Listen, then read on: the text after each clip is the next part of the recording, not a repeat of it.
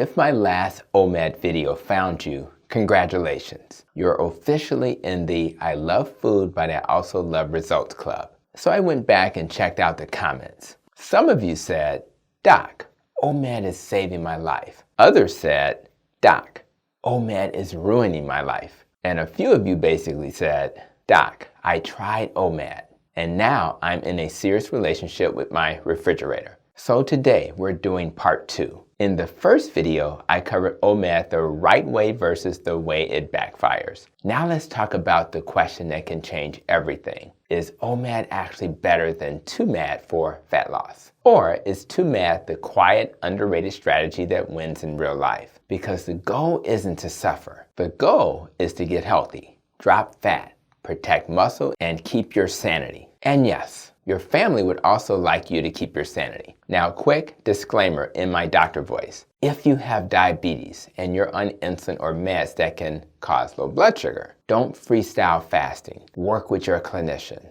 Okay, let's define the players. OMAD is 1 meal a day. 2MAD is 2 meals a day. And no, 2MAD is not cheating. 2MAD is not weak. 2MAD is not I failed OMAD. 2MAD is I'm still fasting most of the day, but I'm doing it like a responsible adult with bills. Now here's the big idea. Fat loss doesn't happen because you pick the coolest eating schedule. Fat loss happens when your body consistently gets the signal. We are safe. We have enough nutrition. We can let go of stored fuel. So the real question is not which one is more hardcore. The real question is which one lets you stay consistent long enough for biology to change. Because the most effective plan is the one you can repeat without turning into a snack gremlin at 10 p.m. Now let's talk mechanisms. There are 3 big things OMAD and 2MAD influence: insulin exposure, satiety and appetite hormones, and muscle preservation.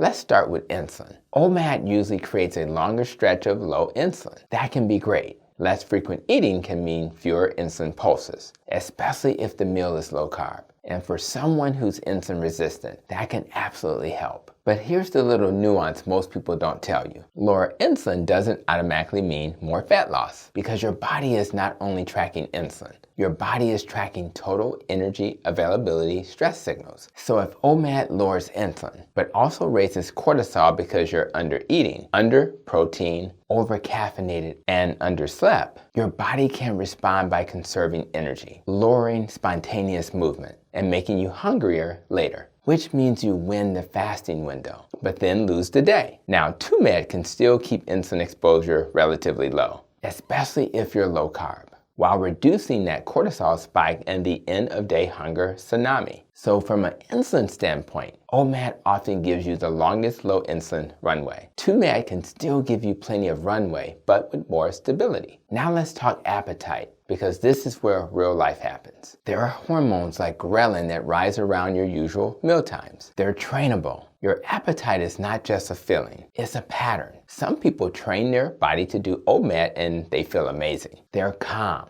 they're focused. They eat one solid meal and move on. Those people exist. God bless them. They also probably fold fitted sheets perfectly and don't have 47 browser tabs open. But for many people, OMAD creates an appetite situation I call the snake meal. You know how a snake eats a whole deer and then disappears for 3 weeks? That's OMAD done wrong. You're not eating a meal, you're swallowing a couch. And that's not because you're weak. That's because hunger builds, stress builds, and the brain starts screaming, emergency, eat everything, we're dying. And then you're in the kitchen making decisions you won't even make in a haunted house. 2MAD often prevents the snake meal problem, because instead of arriving at dinner starving, you arrive at dinner normal. And normal people make better decisions. Normal people don't lick the guacamole container. Normal people don't eat just one bite of their kid's cereal and wake up in a carbohydrate coma. So appetite-wise, OMAD works better for people who get stable, calm hunger signals. 2MAD works better for people who get intense hunger waves or binge tendencies when they delay too long. Now, the biggest factor nobody wants to talk about, muscle. If you want fat loss that looks good, feels good, and lasts, you need to protect lean mass. Muscle is not vanity. Muscle is metabolic health. Muscle is your glucose sink. Muscle is your long-term independence plan. Muscle is the reason you'll still be picking up grandkids one day. And here's the problem. OMAD makes it harder for many people to hit protein targets consistently. Not impossible, just harder. Because protein is filling. Try eating a big protein-forward meal in one sitting. It's like your stomach files a complaint. And if you undershoot protein on OMAD, the scale might move. But a chunk of that can be lean mass, water shifts, and eventually a slower metabolism. 2MAD often makes it easier to hit protein targets without feeling like you need to unhinge your jaw like a python. Also, if you lift weights, 2MAD can support recovery better. Now let me give you a practical doctor in clinic way to choose. Pick OMAD if you feel calm and steady fasting, your sleep is good,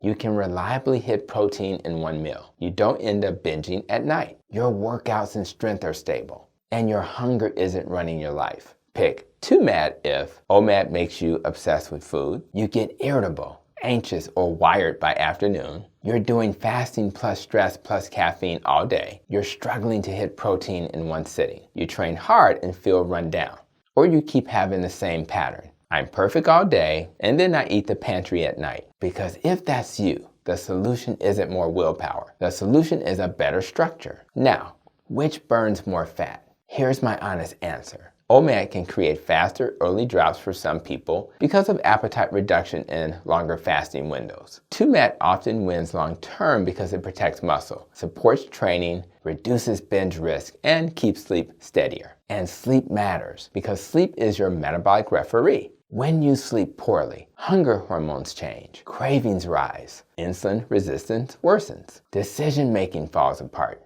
And that's when you start believing a protein bar is a health food. So my take, if OMAD helps you sleep better and feel calm, it can be great. If OMAD hurts your sleep and makes you wired and ravenous, 2MAD will often outperform it, even if it looks less impressive on paper. Now let's make this super actionable. Here's a simple 2MAD structure that works for a lot of people. Meal 1, late morning or early afternoon.